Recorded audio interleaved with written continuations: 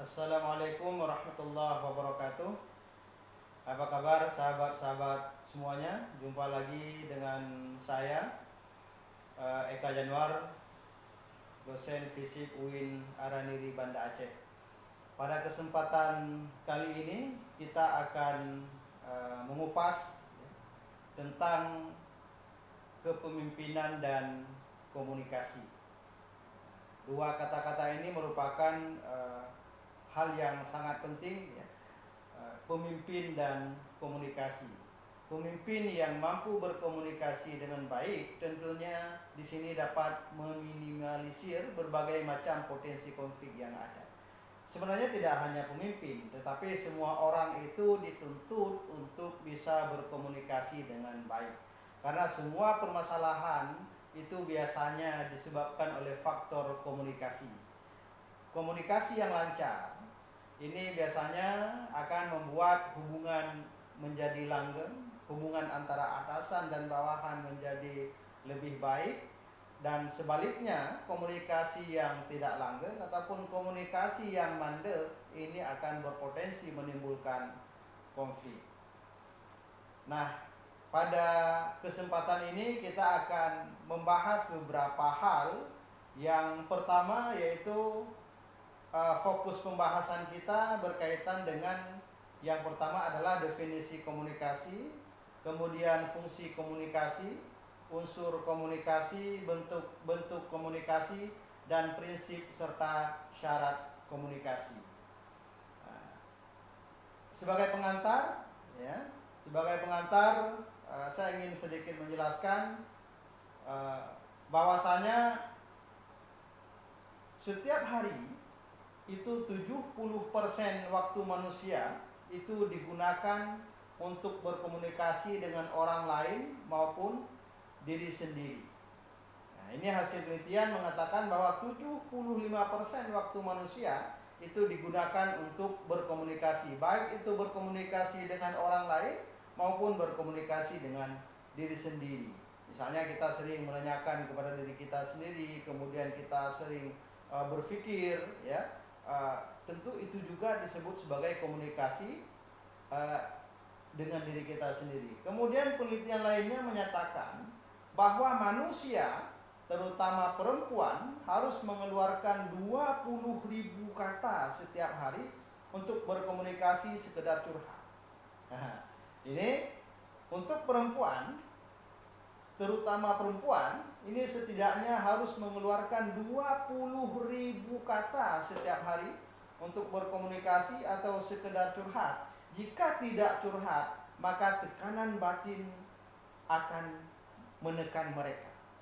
Nah, ini jadi kalau kita menjumpai perempuan suka berbicara, ya, ini merupakan hal yang biasa, ya, karena memang jika mereka tidak berbicara banyak, tidak curhat, ini mereka akan mengalami tekanan batin.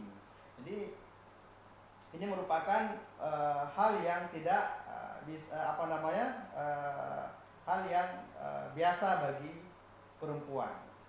Kemudian komunikasi sudah menjadi bagian daripada kehidupan. Bahkan sejak dilahirkan kita sudah berkomunikasi dengan lingkungan kita. Gerak dan tangisan pertama pada saat kita dilahirkan itu adalah tanda komunikasi. Misalnya, seorang anak yang baru lahir, dia tentu tidak bisa berbicara di saat dia kelaparan. Dan dia tidak bisa berbicara di saat dia kehausan. Bagaimana cara dia berkomunikasi? Yaitu dengan melalui menangis. Menangis bagi seorang anak bayi itu juga bagian daripada komunikasi. Oleh karenanya komunikasi itu merupakan hal yang sangat penting sekali. Sejak kita lahir, kemudian beranjak kepada kita kanak-kanak dan dewasa, sampai kita kepada taraf usia yang tua, komunikasi itu merupakan sesuatu yang senantiasa kita perlukan. Nah, kemudian definisi komunikasi. Nah, ini kita sering berkomunikasi, tapi ada kalanya kita tidak tahu apa sih definisi komunikasi itu secara ilmiah. Menurut Laswell, Komunikasi adalah siapa mengatakan apa, kepada siapa, melalui apa, dan apa akibatnya. Jadi ending daripada sebuah komunikasi itu adalah akibat. Untuk mencapai kepada akibat, kita harus melihat rentetan sebelumnya. Yang pertama, siapa mengatakan apa. Artinya dalam komunikasi ini seseorang itu harus berbicara sesuai dengan keahliannya. Misalnya saya punya keahlian di bidang komunikasi politik. Tentu hal yang saya ajarkan kepada seseorang itu dan itu akan menarik di saat saya berbicara tentang komunikasi politik. Misalnya saya diajak untuk berbicara tentang kimia, tentu saya tidak bisa. Ataupun diajak berbicara tentang matematik, fisika, walaupun saya punya kemampuan itu, tapi saya tidak memiliki kemampuan yang mendalam, sehingga apa yang saya sampaikan itu tidak memberikan kesan kepada pendengar. Kemudian melalui siapa? Ya, kepada siapa? Nah, dalam komunikasi sangat penting kita perhatikan dengan siapa kita berinteraksi. Nah, ini sangat penting. Ya, tentu selama ini ya kita sering menjumpai di masa era milenial 4.0 banyak anak-anak muda itu berbicara tidak sesuai dengan tempatnya, ya, ataupun dia tidak melihat dia berbicara dengan siapa, sehingga sopan santun menjadi dinomorduakan.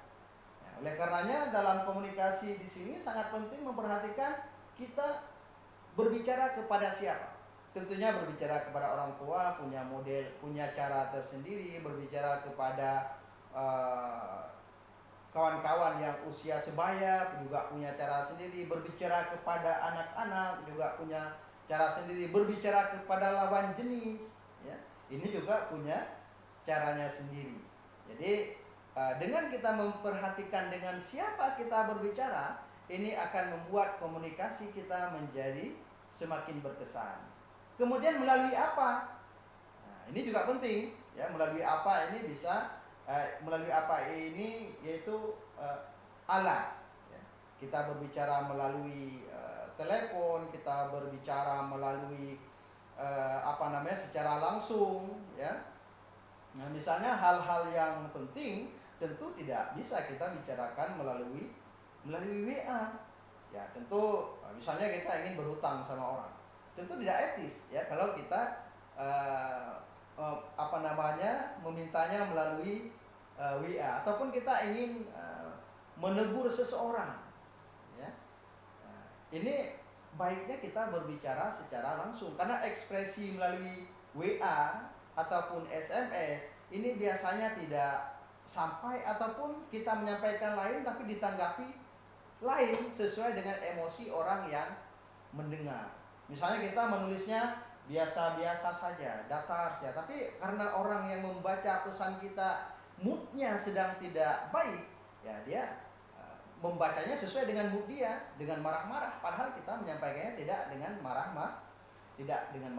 Kemudian yang terakhir, itu apa akibatnya? Ini dari definisi komunikasi. Ada feedback. Apa maksud akibat? Di saat saya senyum dengan seseorang, orang itu senyum nggak dengan saya? Kalau orang itu senyum dengan saya, itu bermakna senyum saya itu berhasil. Tetapi kalau orang itu tidak senyum dengan saya, itu senyum saya itu tidak berhasil. Misal saya mengajar, kalau saya menyampaikan, peserta didik paham terhadap apa yang saya sampaikan, tentunya komunikasi saya itu menjadi komunikasi yang berhasil.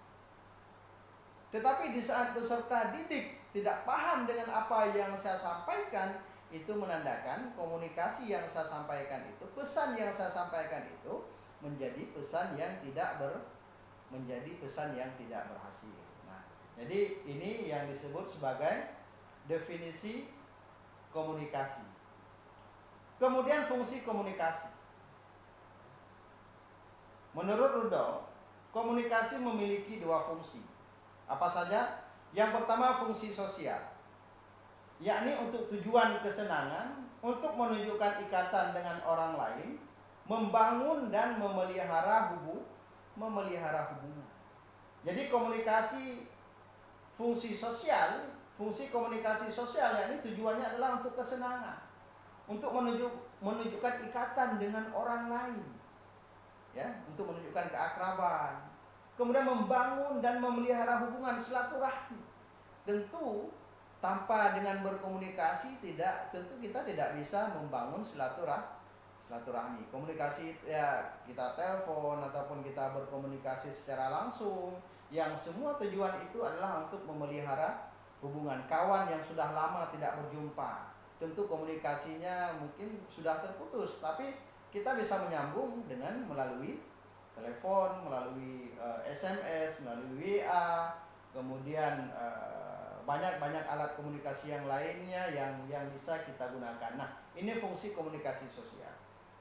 Kemudian fungsi pengambilan keputusan, yakni memutuskan untuk melakukan atau tidak melakukan sesuatu pada saat tertentu. Menurut Federer, sebagian keputusan dibuat sendiri dan sebagian lagi dibuat setelah berkonsultasi dengan orang lain. Ini dalam konsep kepemimpinan. Jadi seorang pemimpin itu melakukan sesuatu ataupun tidak melakukan sesuatu, kemudian sebagian keputusan yang dibuat oleh seorang pimpinan ini biasanya lebih banyak hasil berkonsultasi dengan orang lain, apakah itu dengan penasehatnya, kalau gubernur dengan kepala dinas, dengan tim ahli, dengan bupati yang ada di bawahnya, dengan camat, dengan kepala desa dan lain sebagainya. Ini adalah bentuk komunikasi pengambilan keputusan. Jadi seorang pemimpin biasanya sebelum mengambil keputusan, dia membuat meeting ataupun membuat rapat untuk memutuskan mana yang lebih ideal untuk dilakukan ataupun untuk tidak dilakukan. Kemudian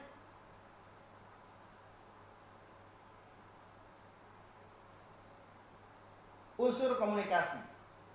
Ini kita singkat-singkat saja karena kalau saya jelaskan ya ini sangat banyak ya, tapi di lain kali ya mungkin kita bisa berbincang-bincang untuk lebih mendalam. Namun unsur komunikasi yang pertama adalah sumber. Ya. Kemudian komunikator, pesan, penerima, saluran, gangguan, dan efek. Itu unsur komunikasi. Sumber itu apa? Sumber itu bisa orang, lembaga, atau buku, ataupun dokumen. Jadi sumber komunikasi ya bisa apa yang kita sampaikan itu bersumber daripada dokumen, bersumber daripada data-data di sebuah lembaga, bersumber daripada sebuah buku. Ini sumber komunikasi, sumber yang bahan yang kita sampaikan. Kemudian komunikator. Siapa komunikator? Orang yang menyampaikan. Setiap orang ataupun kelompok, karena tidak mungkin juga komunikasi terjadi dengan sendirinya tanpa adanya komunikator. Kemudian pesan. Apa itu pesan? Keseluruhan materi yang disampaikan. Ya, jadi kalau sebuah komunikasi tidak ada yang disampaikan, tentu komunikasi itu tidak terjadi. Kemudian penerima, komunikan. Ya, tadi ada komunikator dan komunikan. Kalau komunikator itu orang yang menyampaikan, komunikan orang yang menerima ataupun orang yang mendengarkan. Jadi komunikator itu perlu komunikan dan komunikan perlu komunikator. Kemudian saluran. Apa yang menjadi salurannya? Yaitu saluran media massa, media cetak, elektronik dan lain sebagainya. Saluran macam saya jelaskan tadi ya, bisa media massa. Ya kalau orang menyampaikan melalui koran, misalnya orang memberikan pendapat melalui media ya. Kemudian media massa, media cetak ataupun media elektronik ya, melalui televisi orang menyampaikan argumen-argumennya, ataupun melalui media-media yang lainnya, WA, ya email dan lain sebagainya. Kemudian gangguan. Nah, ini dalam komunikasi juga ada yang namanya gangguan. Ini gangguan teknis maupun semantik. Penerima memberi arti yang berlainan dari atas sinyal yang disampaikan oleh pengirim. Ini sering terjadi dalam proses komunikasi. Yang ingin kita sampaikan lain, tetapi yang dipahami lain. Nah, ini gangguan dalam komunikasi. Ya, jadi tentunya ya komunikasi yang hebat, komunikator yang hebat itu mampu meminimalisir gangguan-gangguan ini, karena berbahaya jika kita menyampaikan lain tapi diterjemahkan dalam arti yang lain dan komunikasi itu tidak berjalan dengan lancar. Kemudian efek. Apa itu efek? Sesuai ataupun tidak sesuai dengan yang diinginkan. Jadi kalau komunikasi, efek kepada komunikasi, apakah yang kita sampaikan itu sesuai dengan yang kita inginkan ataupun tidak ya kita inginkan. Tentunya ya komunikasi yang baik itu efeknya itu sesuai ya, sesuai dengan apa yang kita inginkan. Kemudian bentuk komunikasi. Nah, ini komunikasi ada dua bentuk. Yang pertama komunikasi verbal ataupun lisan ya, macam yang saya sampaikan sekarang ini, ataupun komunikasi nonverbal. Ataupun komunikasi nonverbal ataupun disebut dengan komunikasi isyarat. Misalnya kita kalau ingin menegur seseorang, itu biasanya kita ada kalanya kita tidak perlu untuk mengatakan, tetapi kita cukup dengan melihatnya saja. Misalnya kita ingin menunjukkan rasa senang terhadap seseorang. Ada kala kita tidak perlu menyampaikan dengan bahasa lisan, tapi cukup dengan cara kita melihat. Cukup dengan cara kita memberi respon. Ya.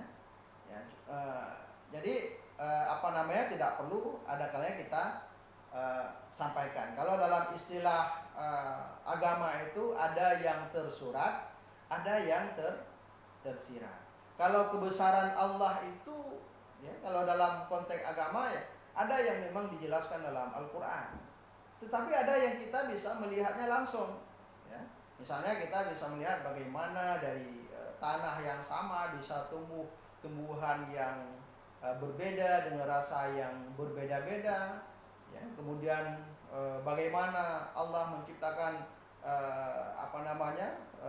sirkulasi darah manusia, kemudian bagaimana Allah menciptakan sistem otak manusia yang begitu rumit ya, yang semuanya bekerja sesuai dengan alurnya masing-masing. Ini adalah bentuk daripada hal yang tersirat ya. Jadi kita bisa melihat kebesaran Allah melalui ciptaan-ciptaannya.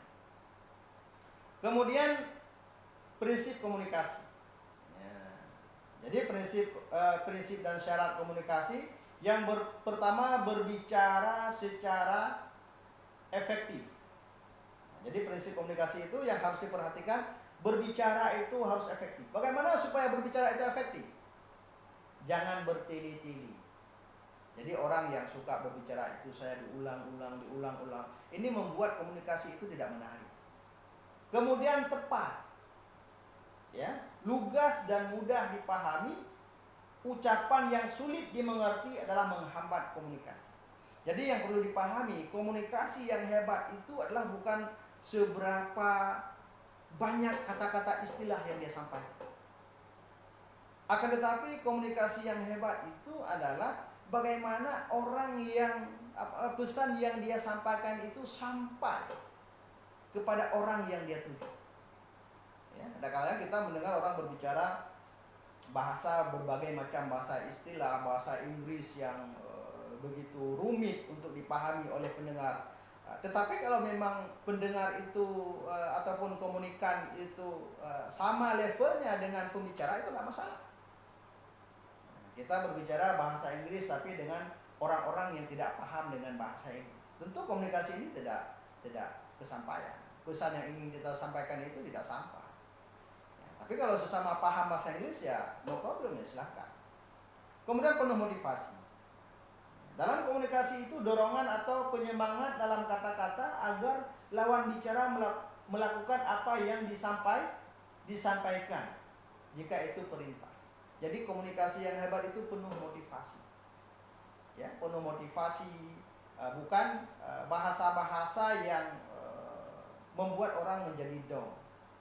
Nah, ini bagus ini untuk para motivator ataupun para pimpinan ya, kalau ngomong itu penuh dengan Motivasi, kenapa? Agar orang itu terbangun, tergerak untuk melakukan apa yang dia inginkan.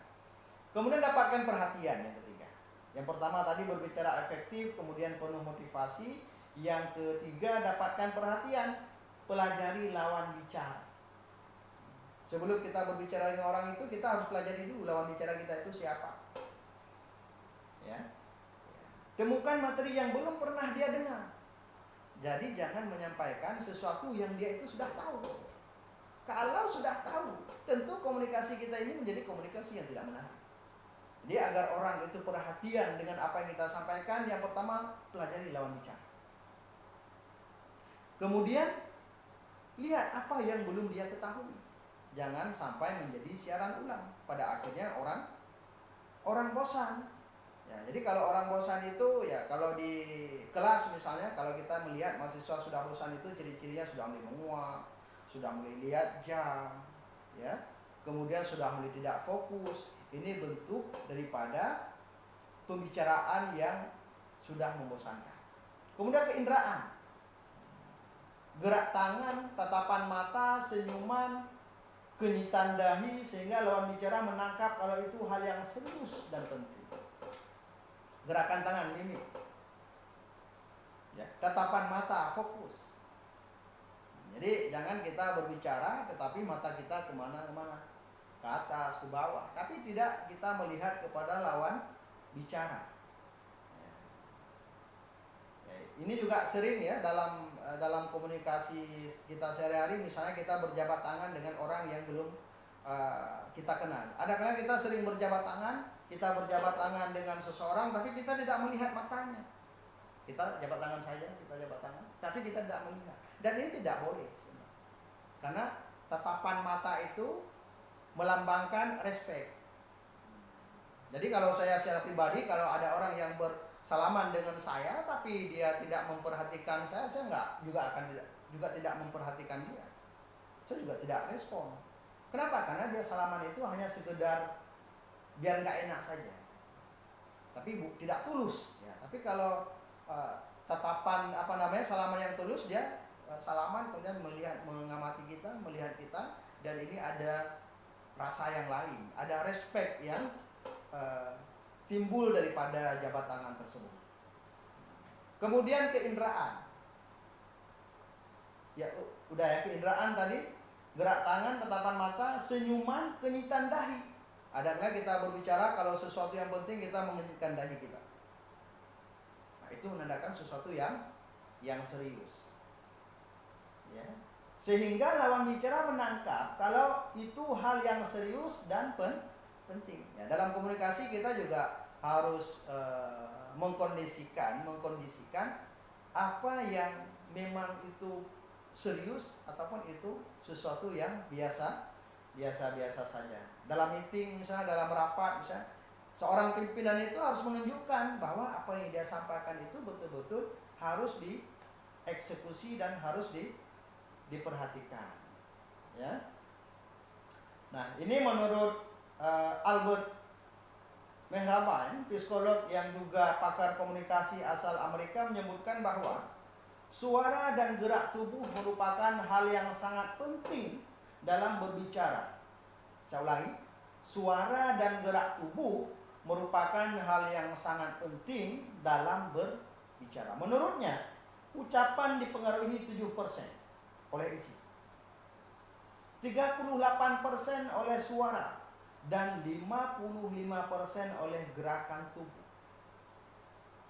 Jadi gerakan tubuh ini dalam komunikasi itu 50% komunikasi itu menarik dipengaruhi oleh gerakan tubuh, bahasa tubuh. Ya.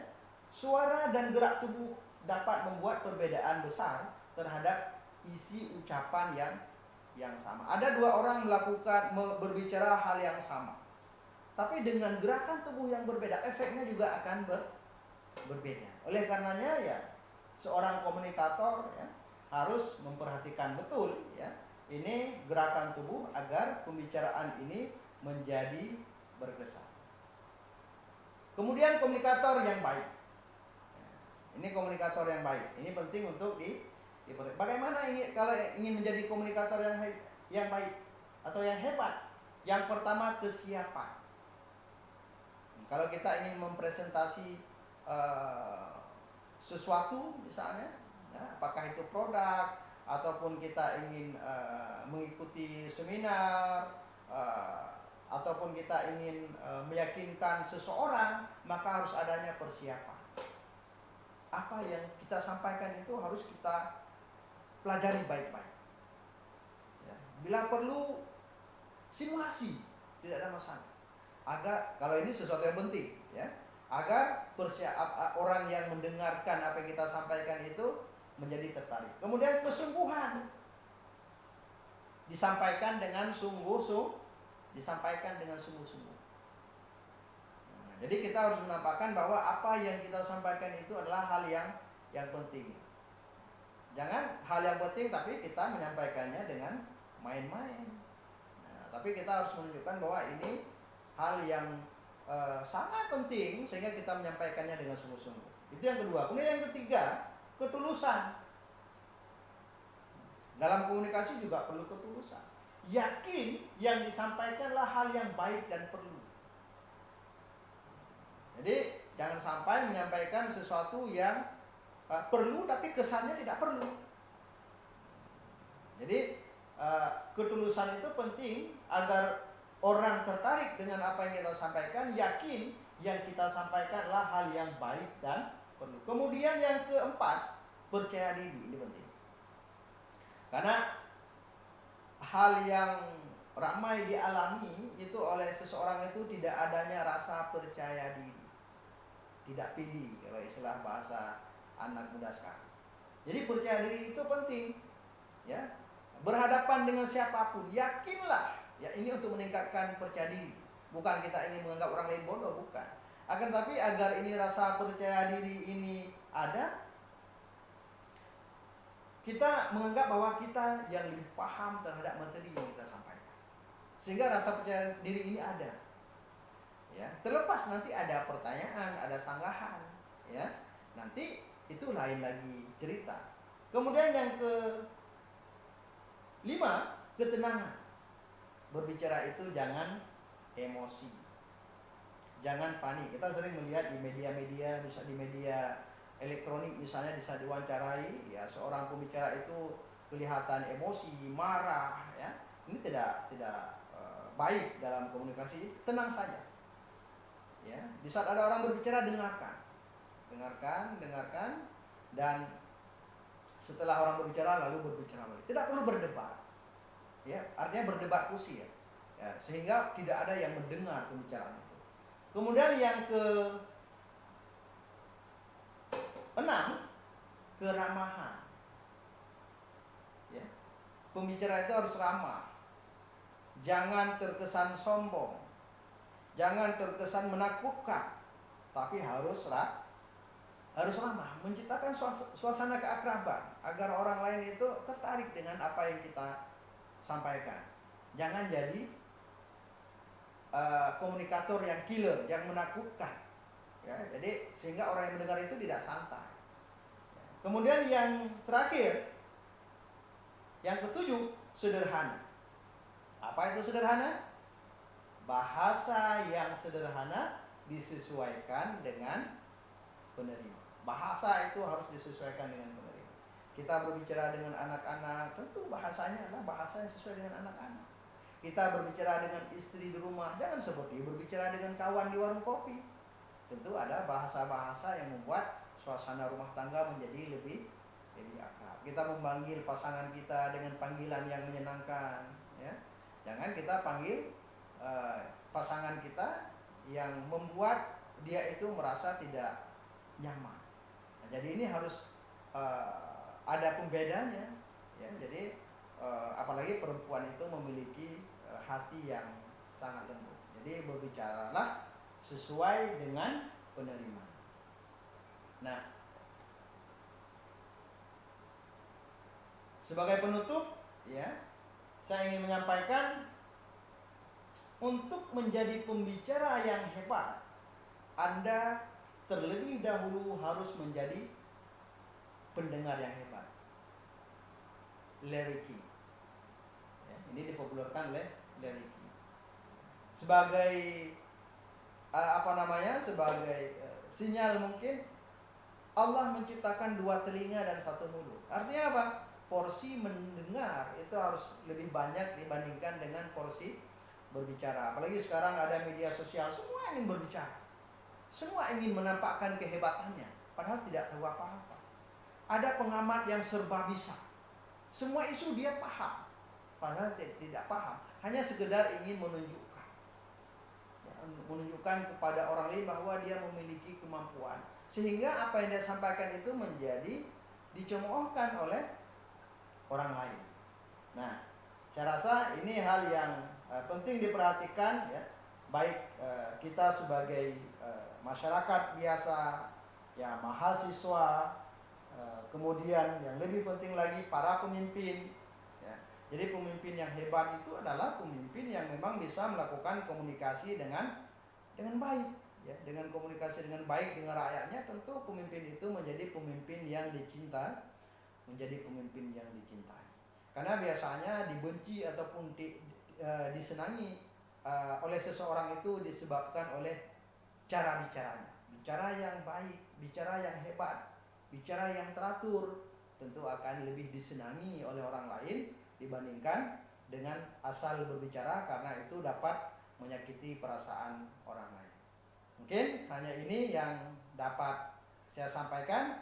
Semoga semuanya yang kita pelajari tadi menjadi ilmu buat kita semua. Saya akhiri.